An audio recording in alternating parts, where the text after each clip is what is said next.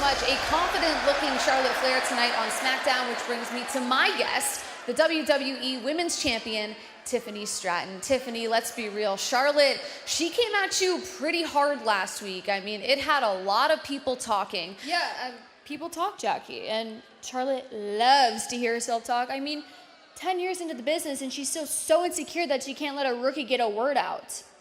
But last week, I did learn something. I learned that walking into WrestleMania, I'm not the one that has something to lose here.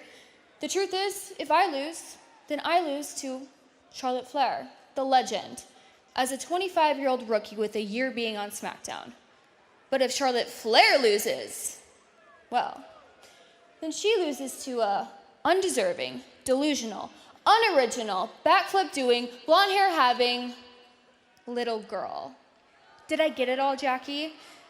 And I can't wait to see the look on her face when she hears "and still." Maybe then she'll finally shut up for the sake of literally everybody.